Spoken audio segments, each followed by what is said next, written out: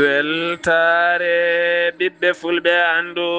diine maɗa fedde heblo sukaɓe Afrique takkusana yoni to siiwi e nder galle dembuɓe tohomaji e nder galle a Baba Yela Abou Sidi ko on waktu yoni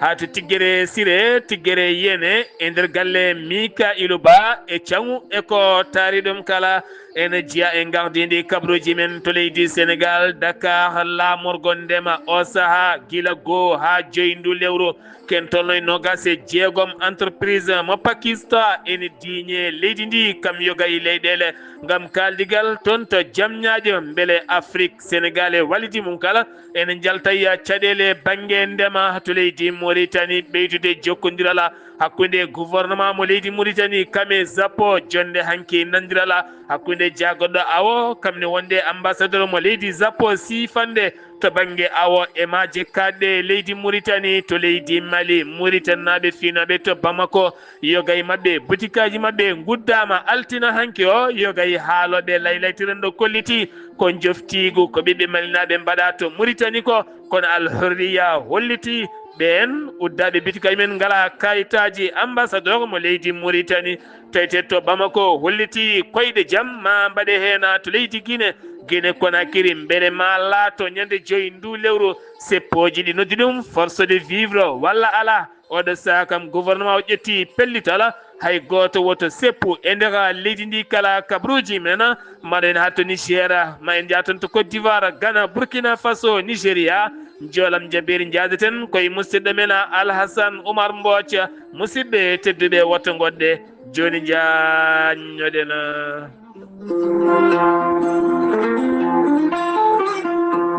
بالله من الشيطان الرجيم الذين إذا أصابتهم مصيبة قالوا إنا لله وإنا إليه راجعون صدق الله العظيم batake jam gondaɗo rendude sunare e dendangala bandiraɓe julɓe kala ceerno Sarifa ceerno to hoore ñiwa ceerno Idrissa to Suwayna ceerno Moussa Khalidou Sow to hoore ñiwa ceerno Sarifa Sow ceerno Ahmadou Ndongo to Dakar komi ñuma duttiɗo ceerno Abdoulahi Diallo ko baba moma duttiɗo Abdoulaye Alhassane Samba ko ɓi duttiɗo Alhaji Demba Houley Diallo komi ñuma duttiɗo sohna Mariama Demba Houleya ko joom suudu muma duttiɗo Nene Karambe ko joom suudu muma duttiɗo ceerno Ahmadou Tidiane Diallo to France jettinɗo hen kayitol ngol ɓe ndenti kamɓe kala aɓe ndenda sunare e dendagal bandiraɓe julɓe kala Sénégal Mauritanie Mali Gambie Guinée hay diaspora o kala aɓe ndenda nde sunare dendagal melganaɓe kala hoore ñiwanaɓe suwaynanaɓe noon kadi haynaɓe wulyasnaɓe jumnaɓe noksornaɓe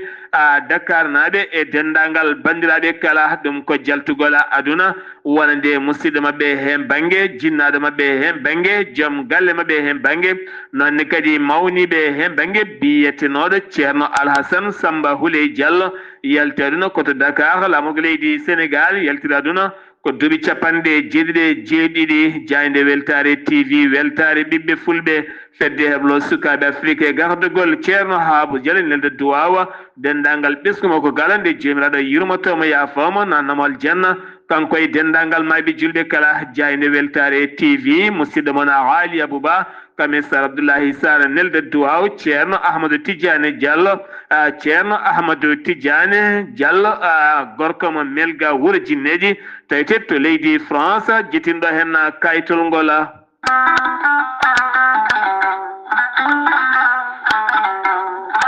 gorelte ko aadiyanke mo firtata aadi e jayde mon weltare TV gorelte ko aadiyanke mo firtata aadi e ɓen safrotoɓe mum kala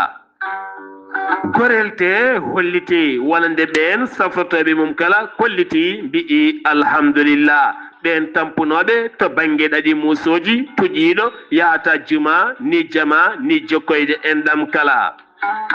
gorelte holliti ɓen ɓe nangata taare jogiiɓe caɗele jabet tension ɓandu jaaɗoru ɓandu wuloru eɗin fannuji kala heewɓe kolliti dañi hen jaam hay so tawi woni rafiji ɗin jangtuno kay gorelte kala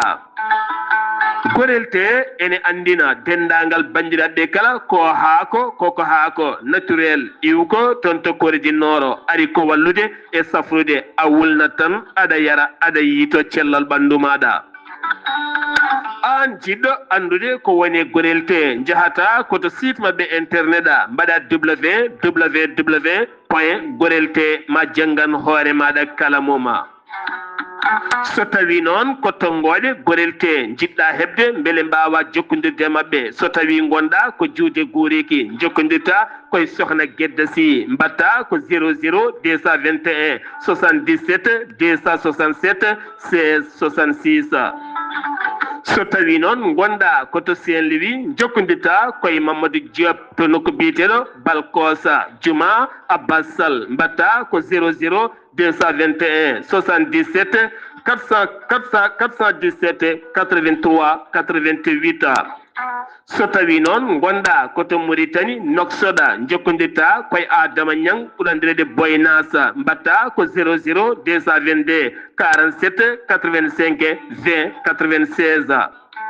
so tawi noon gonɗa koto Pété jokkodirta koye Aboubacry Sangota mbatta ko 00 221 77 574 25 51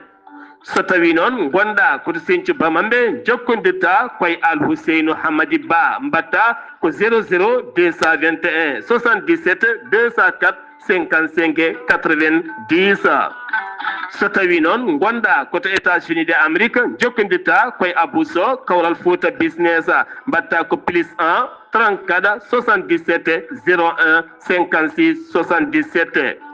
so tawi noon gonɗa koto leydi France jokkodirta koye Harouna Ngayda mbatta ko 06 50 99 64 43 musidɓe tedduɓe gorelte e jeese men dañen hen jamma salade aadi ɓuuri fittude aadi ceerno Amadou Tijani Diallo gorko mo melga wuudo jinneji wi ko fittata aadi mo adodiri e jande weltare ɓiɓɓe fulɓe aldine maɗa weltare TV ceerno Amadou Tijani Diallo ko wittiyanke leɗɗe ko safriyanke safruji fina gando binde laaɓaɗo leɗɗe jaadinde ɓalwala danwal kala ceerno Amadou Tijani Diallo ne safra rafiji kewɗi ɗi jiiɗa cirol omo safra wonduɓe kista fibrom dogam sidde rewɓe ɗon koɓe sowaade rewɓe dattoraɓe sattoraɓe dewle kala ceerno Amadou Tijani Diallo ne yawrani ɓen wonduɓe koyɗe musoje keeceje musoje ɓalli ɓuutoji ɓalli ƴakkoji e ɓalli ɓuutoji kala ceerno Amadou Tijani Diallo ne yawrani ɓen ustaraɓe gorago yawɓe yitede koye men ustora jippiɓe leecce kala ceerno Amadou Tijani Diallo ne yawrani on golduɗe e prostate hay sino prostate ma ko ɓurno ala ko heddi so wonano opération jokkodiri joni joni mbiya alhamdulillah ceerno Amadou Tijani Diallo dendagal rafi mbawɗa wondude so ɗon maltana ko balle tati mbiya alhamdulillah ceerno Amadou Tijani Diallo gorko mo melga wurjinneji nder wittoji makko mo yiiti leɗɗe ko fate estomac son jokkodiri nder balle tati mbatta ñamde mbatta yadde kala ko kaajeɗa ceerno Amadou Tijani Diallo gorko mo melga wurjinneji yawno ɓen ɗaɓɓoɓe kayitaji ƴewɓe visa ji ƴewɓe embauche kala ceerno Amadou Tijani Diallo andina dendagal kilineɓe mum ewɗo saaha mo tawe to leydi France sa yiiɗi jokkodirde e makko mbatta ko 00 336 04 04 66 27 ceerno Amadou Tijani Diallo base makko ne tawe to Nouakchott ne tawe ɗon mi yii ko ne wiye ceerno Abdoulaye sa yiiɗi jokkodirde mum mbatta ko 46 94 21 91 ceerno Amadou Tijani Diallo gorko mo melga wurjinneji base makko ne tawe to Dakar en tawi ɗon mi yii ko mbatta ko 77 714 94 15 gorko mo melga wurjinneji base makko ne tawe to Rosso Mauritanie ha to Dagana kala enen tawi ɗon ɓi nene makko ceerno Amadou Dia gorko mo leeraɓe numéro mbatta ko 77 537 79 28 ceerno Amadou Tijani Diallo ko laaɓɗo reedu kommalaɗo wune konne wiide sanne mbadden dando faade makko kettude kaburuji mon e demgal pula Afrique, Asie, Europe, Amérique, Moyen-Orient, Océanie. jam nyalle mon musidɓe tedduɓe mawbare ɗiɗi silto hitande ujunnaje ɗiɗi e nogase joyi yonti kumpital mene ɗemgal pular ɗo yeeso haalirde he ko musidɗo moon giɗo moon sehil moon Sar Abdoullahi Sarr to karallagal Weltare TV ko musidɗo moon Saydou Abouba Diaynde moon Weltare TV kono ne kadi dental fedde yumma almuɓe ene nelda duwawa dendagal siwinaɓe kala e nelda duwawa dendagal dembuɓe siwinaɓe e dendagal enɗam dembuɓe kala hakkude siwi ha faynma tohmaji ha faynma tiggere ko taari ɗum kala ɗum ko jaltugol aduna wonande biyetenoɗo Baboudo a Khalil yalti aduna ko toon to Matam wiira ko toon to siiwi yanande kay Diaynde Weltare TV weltare ɓiɓɓe fulɓe kono ne kadi e fedde yumma almuɓe ne nelda duwaw nonne kadi sohna Hadja Binta de wonande ko bani ko gorko yalti aduna jaltoɗuno ko miñigo yalti aduna noon ko toon to Matam hôpital régional wiira toon to siiwi kono ne kadi nelde duwaw wonande Abdourahmani Khalil ko miñuma duttiɗo Hadja Khalila ko banim gorko duttiɗo kono ne kadi sohna Hadja Binta de Khalila woni kala ɓe kala ko ne nelde duwaw dendagal siwinaɓe kala kankon jaltoɗo noon de jomiraɗo yurmotomo yafomo nanamol janna kanko ya dendagal mayɓe julɓe kala kumpittal mine ɗemgal pulara gila wo nanga o dumba wona karɗo cellal hay seeɗa ɗum ko caggal wonande on taƴowo on sariya nde neli toon wonande ƴeewowo cellal ɓandu makko nde arti holliti o wona karɗo cellal caggal mum noon on neli tato woɗɓe kay taw ko hellifaɓe humpitiɓe fannuji cuuɗotoɗe nder ɓalli mo ganduɗa moƴƴani e mum teni loi sariya leydi hokkani ɗum wonde kaso ɓenne kadi jeehi toon nde garti kolliti ko jii e cellal ɓandu makko kala moƴƴani nde joomum rokkete wellitare guel nden noon ha hande taƴowo on sariya o hay sariya goto taw suwa taw yaltinde hen ko fate banggue diɗɗal hojjiyankoɓe wonande on Mouhamed Ngom di Farba Ngom kolliti oɗo saaha gummanima wolde mawde no fewi beele neɗɗo mumen ɗaccite wawa safroyade ko fate conseiller de Lat Diop biteɗo Babacar Cissé o holliti yo gayra feeji baɗini hen joom heewi tan ko ɗanade ɓennora e nder ɗoygol mum ɗum noon so tawi yettima ɗon yo joom yaltine yaaha safroyo ɗum woni a wonande ɗaɓɓade avocat ji makko kay nde o yaltata ngam kay oɗo saaha a joomum wawa heɓoyde safara muɗum batu hakkude jagorɗe hanki o yuɓɓini ɗum Ousmane Sonko toon to permature woni joɗorde wonande hoore jagorɗo leydi ndi ɗum noon o arti kay ko yurnitade caɗele ko fati groupe SN La Poste ne wonde jagorɗo finance kame jagorɗo télécommunication e haalande makko holliti tugganma hitande ujunnaje sappo e ɗiɗi ha faynma hitande ujunnaje sappo e nogas e joyya oɗo saaha teskede wonande poste ene yatiri caggal no fewi guila e golle mum ha e liggoto mum e caɗele ɗe taccateɗe kala o holliti oɗo saaha fandare makko kay ko heɓɓitade wonande poste de Sénégal beele kadi wawa a tigui ƴellitade kanko hoore jaggoɗo leydi ndi o tawama hande o toon to Grand Théâtre ko toon waɗi haalande makko holliti o ñalawma hande kay omo heɓano ummanade wuuro Dakar ha tenti noon yogay leeɗe kay ɗe ganduɗa ɗe leeɗe ko caɗele tigui goni hen gam ƴellidde e ŋarɗinde yogay wuuro Dakar e ko nandi hen kala ene jeeya e peeje ɓamtare mabɓe leydi Sénégal e ɓoore nde ɓe gaddi mbiyat ɗum ɗo e 2050 woni tan ɗo e duuɓi capanɗe joyya ngam ɓamtude yoga e dosɗe leydi ndi Sénégal maison des Nations Unies oɗo ñalawma hande ɗo kalaten ɗo hen jagorɗo affaire étrangère mo leydi Sénégal woni Yassine Fall nan toon huccudire jaydiyankoɓe ngam yidde laɓɓinande ɓesguji Sénégal naaɓe ko fate kay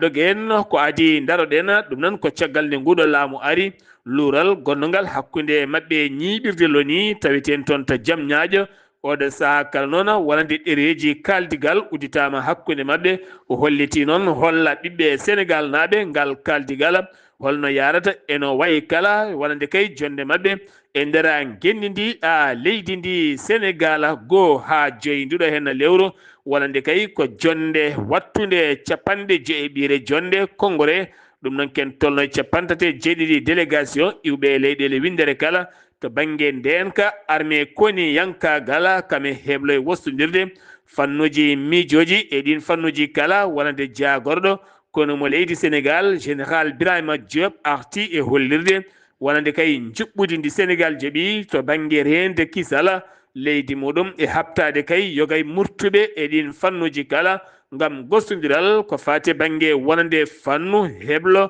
to banggue nden kay kisal kame koni yanka gala ñalɗi heblo e kaldigal e wosodirde miijoji e yiilade peeje beele kadi ndema Afrique ne ɓuura ƴellitade ha tenti noon ndema ka Sénégal ha tenti to fannu banggue maaro ɗum jeeyi sababu noon jokkodiral hakkude Dakar kame Islamabad woni Pakistan oɗo saaha ne ɓeydi yaarude yeeso no feewi ko ene tolno e nogas e jeetati entreprise mo Pakistan naaɓe fof noon koye wahloji sifa maaroji e pewnugol ha e ndemaji mum kala gila e fannuji mum kala beele o saaha kay Sénégal e Afrique kala wawana hoore mum taw kadi wonande ndeɗo jonde ardi ɗum ko hooreɓe leyɗele ɗiɗi ɗe ko wayno hoorejo leydi Sénégal Bassirou Diomaye Faye ne wondi kadi e hoorejo leydi Rwanda woni Paul Kagame nden jonde noon duumoto ko toon to Diamniadio ɗo e balɗe 5 paaɗe ko wano ɗum ko noon Bogota ko Colombie ɓe kolliti kamɓene systéme no ɓe ndemirta maaro ni maɓe jangguin ɗum Sénégal naaɓe kono kadi madañ kamɓene koɓe ƴoogi e Sénégal e Afrique kala ngam wawde ɓeydade ngarɗinde to fannuji ndema maaro e ɗiɗon fannuji kala hewɓe kay e tawtoraɓe ɗen jondeli kolliti gila tan wonande Sénégal jeyti hoore mum kañum e Afrique kala ko ene ruɓa tan wawana hirande mum hay seeɗa kala yonti noon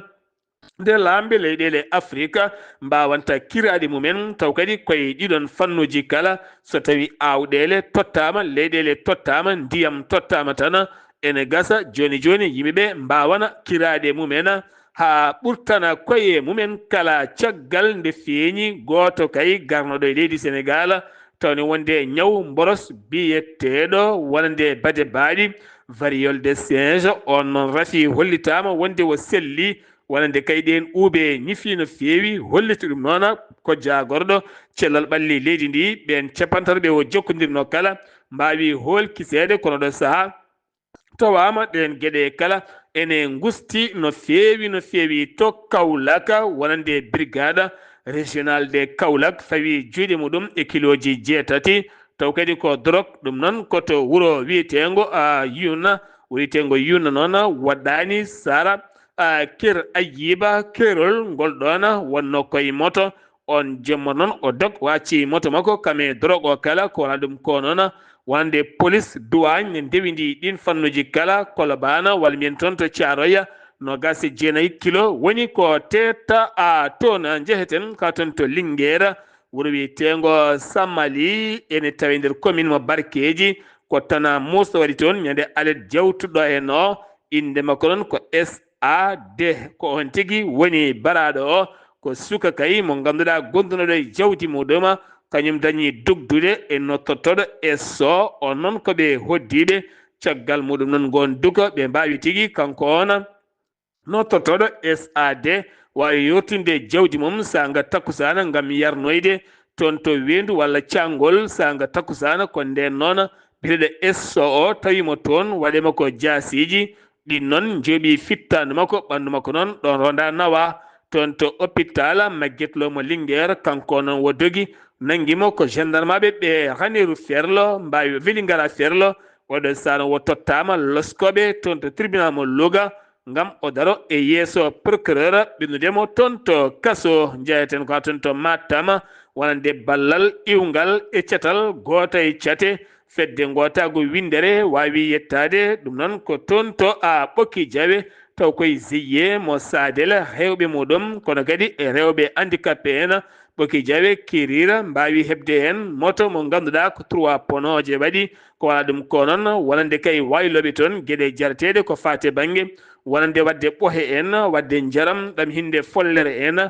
wadde kay siroje murtoɗe en e wahlude cakireje karaweje e gueɗe goɗɗe kame sifaji kala rewɓe ɓen dariɓe ma keeɓe en balle mawɗe no fewi holliti ɗum noon ko goto e gardiɗo ngal catala ngal balle taw kadi koye région de Matam hollirde hen wonande kay balle mawɗe mbaɗama hen woni biteɗo Bocara Diallo holliti ɗe gueɗe mabɓe mbaw jokkude hen pokkola balde woni inde makko mbir cippirteɗo kam teɓɓiti 3e étage yani wattidi koto hôpital dañi noon gañade kono ɗo saaha kama o moɓɓiti guite o watti haalde no fewi ko nden tigui police jooɓe dow makko ngam loskudemo ko jeeyi sababu ngu jangu holliti o yiila tan o yani ko waɗa ɗum ko noon police fuuyi suudu makko ngam ƴewde toon so ala ko yari ɓe tawi to noon ko mégoji cigarette kewɗi no fewi gartatena koye jamma annabi o sallllahu alayhi wa sallam woni mawlidi nabiyi sallllahu alayhi wa sallam taw kadi ko toon to Tiwawon gonnoɗo hoorejo leydi Sénégal hono président Macky Sall itti délégation mawɗo no fewi ngam neldi ɗum toon to Tiwawon ɗum ko hanki o wonno on délégation noon ɗowi ɗum ko maître Sidiki Kaba gonnoɗo jaagoɗo affaires étrangére mo leydi Sénégal ne wonde Abdoul Mbow gonnoɗo toon to sursarɗoyeji ndu leydi Sénégal enenne Fatoumata Tall gonnoɗo jagorɗo e laamu Macky Sall famille si noon yalti jaɓɓimamaɓe jaɓɓugal payodingal no fewi ngam yettinde duwuji e calminali wonande kay gonnoɗo hoorejo leydi Sénégal hono président Macky Sall ɗum uddi kumpital men ɗemgal Pulaar e nder gendidi leydi Sénégal paɗen ko toon to leydi Mauritanie caggal tawtoreɗemo jonde ñalawma hanki o toon to Abidjan laamugo leydi Côte d'Ivoire woni hoorejo leydi Mauritanie Mohamed Wuld Cheikh Al Azwani ngam ɗoftude ɓiɗɗo Mauritanie najo moɓe gembi kaya ha wawi tigui posde candidat mum ardade BAD woni banque de développement africaine woni suudu ngaalu ndu leyɗele Afrique e ɓamtare mum kala on noon woni Sidi wulduɗa ha wawi tigui hanki fuɗɗade golle mum kanko hoorejo leydi Mauritanie o arte discours yettude jarde ɓe kay nanganɓe koyngal hawɗo hen wawi joɗade ɗo e duuɓi 5 o holliti kanko on toɗɗaɗo keso o mawo daddu darde makko ngam yaltinde Afrique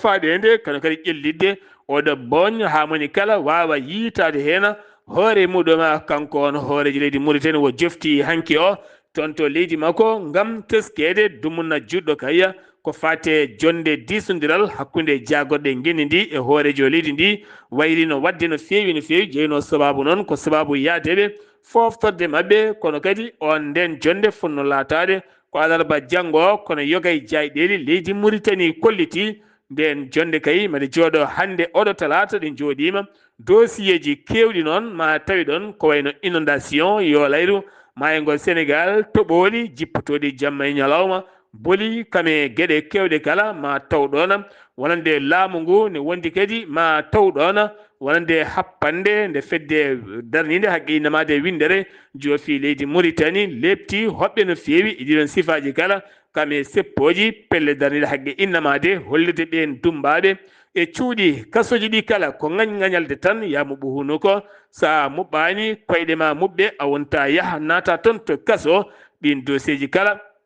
ene tawe e nder leydi ndi kala jagorɗo gueɗe caggal leydi mo leydi Mauritanie Mohamed Wuld Marchioga dañi joɗodade ambassadeur mo leydi France ɗum ko hanki to ñiɓirde mum woni Alexandre Gracia ɓe mbawi yewtidde toɓɓe jaƴƴe no fewi ko fate ɓeydude jokkodiral hakkude leyɗele Europe France kame leydi Mauritanie ha tenti noon ɗen gueɗe dendaɗe hakkude leyɗele mabɓe ɗiɗi ɗe kala Japon Mauritanie ɓeydi jokkodiral ɗum ko ñalawma hanki o koye fannu awo noon woni koɓe nayori ɗum ko jagoɗo awo ma jekkadde leydi Mauritanie hakkude muɗum e ambassadeur mo leydi Japon nden sifande ko ɓeydude ngal jokkodiral e golle hakkude leyɗele ɗiɗi ɗe taw koye fannu awo ma jekkadde leydi Mauritanie keddoɗen koye leydi Mauritanie yogay gollotoɓe e médiaji publique leydi ndi kolliti mette mumen mawde no fewi ngam wasdeɓe teskede e ɗi document ji ɗiɓe cohli kay teskede hebde ɓe embauche beele kadi ɓe keptine e jayɗeli public leydi ndi hanki noon joguiɗo konngol mabɓe woni on biyeteɗo Ahmed Sarif Mawlud Sarif Mohamed o holliti wonande kay ɗin dossier ji mbawino saktede 1 lewru juin wonande nden noon laamu ngu hollitino ko 1,700 e capanɗe jeegom e joyi gollotoɗo kono gilɗen hande kamɓe ala kala koɓe jii hen haydara convoi médical taw ko consultation gratuit ko laamu ngu ummini wawi yiliyat toon to basique no ne tawi nder hawdila sharqi ken tolne ujunnaji ɗiɗi neɗɗo ɓandu mum wawi tigui yurniteɗe e nder ɗen tongoɗe temedde tato ko examinaɓe hen temedde nayyo mbaɗa ko test laboratoire hen kene foto wonde temedde ɗiɗo neɗɗo kene foto wonde temedde ɗiɗo dañi waɗede radio kene wona yimɓe sappo noon kene wona yimɓe nogas mbawi waɗede radio kene fotani yimɓe sappo mbawi oppirede hen kono kadi on caravane ma o waw jokkude gam addude cellal onande ɓiɓɓe leydi ndi kala toon Nouadhibou sitinaji ene jokki wiide Ali Boukara o gendiyanke nde accite ko ɓuuri yawde yaccade siftinde moɗon yontere yawtunde wonande kaye tribunal mo Nouadhibou rokkirino yamirore yo yaltine kaso kono koye dow sarɗi omo yoɓa million ngaji 4 koppereji uggiya koreji makko yaadimo kala kanko hoore makko ɓe cali loppet sabu ala ko waɗi e wiidemo ɗum ɗo kay wullitande jagoɗɗo awo jeeyi sababu o tawa toon hanki o noon wonande kay ɓe kolliti mette mabɓe taw koye konngol porte parole oɗon ñalam woni cheikh ma al aynayni Allah Hassan ɓe erima autorité ɗi ɗaccitamo ko ɓuuri yawde e yaccade accident ji teskaɗi e nder leydi ndi balɗi tan ko ene tolno yimɓe joyo woni ko mbasi pittal men lawol Nouadhibou yimɓe nayo mbasi toon pittal men taw kadi ko subaka law hanki o kene foto wonde 50 kilométre Rosso Nouakchott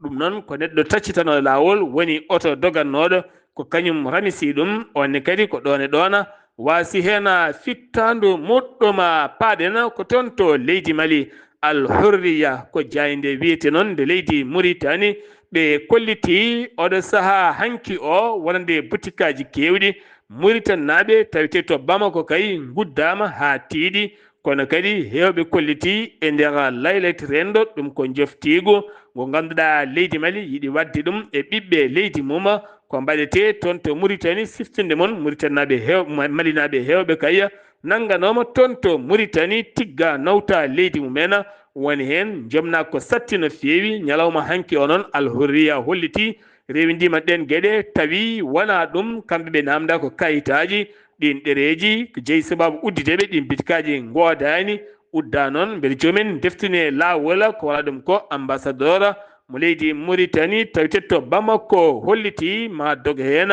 koyɗe jaam ko ɓuuri yawde beele butikaji mabɓe ene mbawa uddide ko ɓuuri yawde e yaccade keddoɗen koye leydi Mali caɗele faggudu Bamako laamu ngu ƴetti pellital uddi ken tolno e 1 école catholique mo ganduɗa ene jeyno e école aji ɓurɗi ngaldude no feewi ken tolno e ujunnaje 9 élève ene jangganno e mum tene kadi école aji catholique ɗi hewɓe cettima yaaruɓe fannu doctoragal e fannuji ngarɗuɗi keewi koye mabɓe keewi yaltude ɗum noon so tawi uddama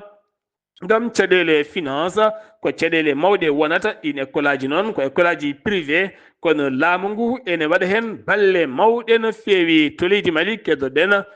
wonande groupe wuyɓe kañumen goni nanggaɓe ɓen jogotoɓe fetelaji jasiji laɓe ɗum noon ko toon to Boul Kassoum Bogo dadiɓe ɓe Mouhamed Mawloudou Touré ko ɓen tigui pawi juuɗe men e mabɓe motoji kewɗe fetilaji kewɗi téléphone aji kewɗi e koppereji kewɗe mbawi tettede mabɓe ɗum ko caggal ɓesguji Boul Kassoum naɓe Bougou wonande kay wullitade kala saaha wonande janguji batteɗi e mabɓe ɗi kala Bamako ene sattiyade so tawi ndungu ari e nder wuuro ngo e hoore muɗum wonno laabi ɗi ɓuuri hewde ko ɓakke boɗeje beeli kamin beelon jaran kada diwa aɗa moytoɗa aɗa taɓoɗa hen hewɓe kolliti ñantugal kam a sertadena laaɓa sowona ɗum nden so tawi ko moto walla auto wirtima a tinta tan ha ndiyam bonɗam paaco e keeci maɗa e dadduka aɗa ƴatto aɗa haaɓa ɗum jeeyi sababu hewɓe kolliti beele jalta ha minute aji 5 tan garta aɗa laaɓi ceer wona hunde wemde no feewi kadi teskede balisaji e yogay kay diƴƴe ene heewi e kala bangeji mum kala waɗi noon on roɓindo ko 360 ko jayde wiyete noon kuña kaari toonne kadi ko caɗele musɗe mbaɗi toon ɗum noon ko suka gorko nottotoɗo ade mo duuɓi nogas pawɗi ko kañum kay naati fitina yooɓi fittandu gorgol mum woni joom suudu ba moma on ɗo joni no suudu mum e wirde ko tan wo tawi ɗum o waɗi mum laaɓi ken laaɓi noon jeeyi sababu on luukali muɗum dañi noon wonande joom suudu mawni ko nottiɗo en onne kadi o waɗi mum laaɓi ɗiɗo kala jalti aduna caggal noon kanko o dogui o moltoyi wuro wongo ne wiye gurel samba ko tan o nanga oɗo saha noon omo tawi e juuɗe dadiɓɓe ñooro gam loskoji ƴeewe ko jeeyi oɗo hen sababu e fitina baɗɗo e ngar oɗo hen diwan toon to kuñakari kuñakari woɗɗani ñorodi sahela ɗum uddi kumpital men e nder leydi Mali paɗen ko toon to Guinée Conakry beele ma laato ɗi seppoji ɗi noddi ɗum wonande force de vivre ɓiɓɓe leydi ndi gam hollirde kay ngu laamu ɗi duuɓi 4 no tamira ni fewani haydara siftinde moon général Mamadi Doumbouya wanno kuddata Alpha Condé wonno kay ko 5 lewru septembre 2022 hayto 5 lewru septembre 2025 duuɓi 4 ɓe kolliti ko jamdi tan tindi woni ɗon no leydi ndi yarata ni ala hen kala ko feewi so wona tan ko ɓeene bifta ɓeene pawa ko satti e dow mumen kono kadi ko waɗi ko Ousmane Gawla Diallo joguiɗo konngol jagoɗɗo yangara o holliti soɓe jiiɗi seppude kay ɓe ƴojjinta ko ɗerewol soɓe dokka ɓe mbaɗa soɓe dokkaka mbasa wadde ko waɗa ɗum ko noon laamu ngu kam kañum ñande 5 CNRD ma watta welnere mum wonande duuɓi 4 ko ari e gardidi lefol laamu HAC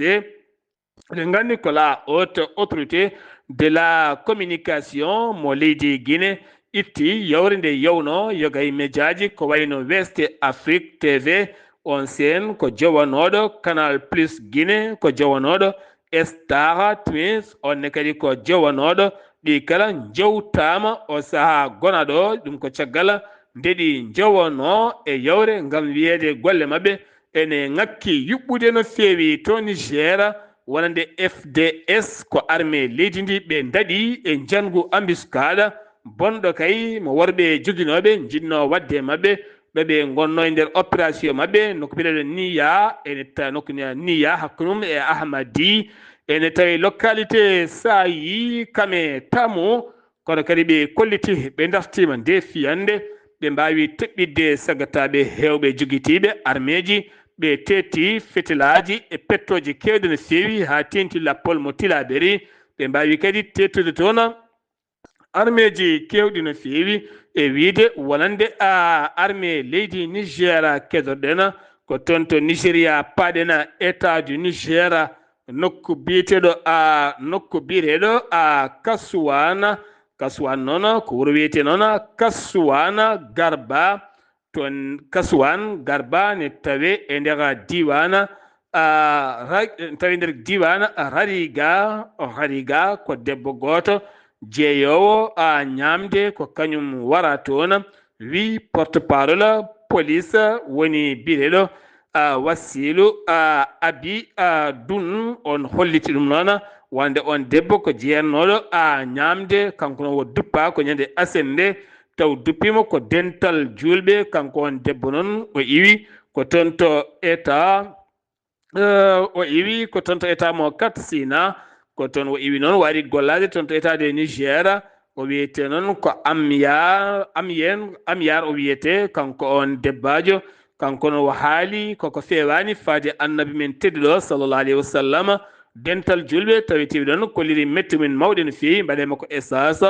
duppimo hawwasi hen fittandu makko police noon holliti ma waɗe hen enquête aji luggi no feewi ko waɗa ɗum ko ken tolno e 12 état e nder Nigéria ko saria woni toon ñawori mum wona saria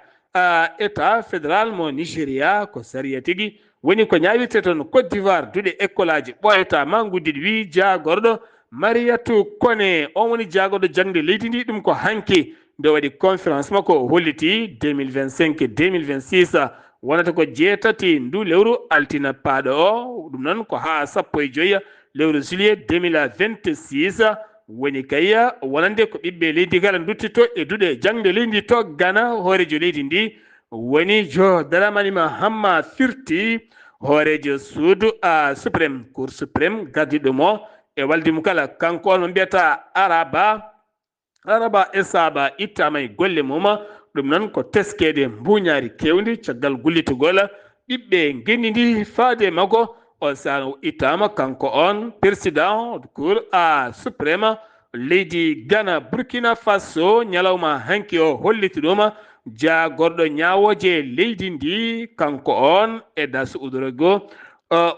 redirugo o holliti redirugo a bayalo o holliti wonande kay kulal kesal ngal ɓe gaddi to Burkina Faso ko harminde kay wonande ko fate debati gorkati e nder leydi ndi kala nangiraɗo ene waɗa gueɗe luuɗiyankagal ene wonda e gorko taw ko gorko ne wonda e gorko ko duuɓi 5 e nder kaso ɗum noon wooti ɗum ko ɓen sarɗiyankoɓe suɓaɓe par transition koɓe capanɗe jeeɗiɗo e goo sarɗiyanke hande noon firtede leydi Burkina Faso kala nangiraɗo ko fate ngal gueɗala ko duuɓi 5 e nder kaso woni ko joomuma jogori lelade joolam jaɓeri jaadaten koye musidɗo men Alhasan Oumar Mbooco mi salminima. en calmitima sarabula sara calmini dendagal kettiyankoɓe Ayawu TV kabri men ɓurtirtude e ñalama jaɓeri e ñalama hande o puɗɗoɗen ko leydi Frayse to de banggue rewo leydi ndi prison mabɓe toon taw kadi ko ɓurɗo towde e kadi to fatti kadi e ndenka fadde le vieille ene waɗa oɗo saaha ene ɗeesi fadde no feewi adni mettere ɓen dumbaɓe toon ɓe e wiide kay ñande altinare goho lewru sulto e wawde kadi wiide wonde won hen kadi mbaɗi ko wiyete kono gueddere ñamde ko gam wiide yo gorko mumen ƴewre no feewi nde tawno wonde gorko mumen haydara ala ko feewi toon leydi Allemagne ene teska e oɗo saaha fodde 40 e yimɓe jeegomo Afganistanaɓe naari hono leydi ndi taw ko toon liggorno e ɗum noon ko dokde e ɗum noon taw kadi ko régime to talibanaɓe wonɓe Afganistanaɓe naɓe ɗum waɗi ɗumma toon ñande altinare goho lewru sultu ujunnaje ɗe nogas e 5 ngam arde toon to leydi hono Allemagne leyɗele dilde Amérique ene wayno tawi ko fati noon élection ngaji mabɓe ɗi leyɗele dilde Amérique toon hono gardiɗo leyɗele Donald Trump wawi wadde taw kadi ko bayyinde décret bawɗo kay wadde taw kadi ko contrôle e wawde kala baɗɗo bawɗo wodde toon tawene ande poɗɗo waddetode ande ɗum noon kote pellital makko kay e wiide wonde hunde fof ene wawi kadi wawde jarandemo e woode o artira kay taw kadi ko haqqe no ɗum wotirte ni o rewna ɗum laawol kanko ko ɗum wone e nder haqqille makko Afghanistan ene waɗi toon leydi ndi wono yeɗɓi toon fodde yimɓe temedde jeetato fawɓe duttiɓe toon e jomumen ujunaje 2 e temedde jeetato woɗɓe mbarmi e nden ɗon yerɓande leydi Sarablaye Sarr ko ɗum woni tonguɗen habaruji men e jolama jaɓeri e ñalawma hande o taw wonno koye dande musidɗo moon Alsane Oumar Mbooco ko ɗum sa andu ngam weltare Ayawu TV. Alhasan Oumar Mbooco gorko mo sarandogo ngam weltare Ayawu TV golle man jooɗi peewi no feewi ɗo yeeso haalirde ko musidɗo moon guiɗo moon sehil moon Sar Abdoullahi Sarr moon dulmaji to karallagal ko Seydou Abouba Mouly Sayba gorgol ketkimala ke jaam yo jaam Allah hiranen.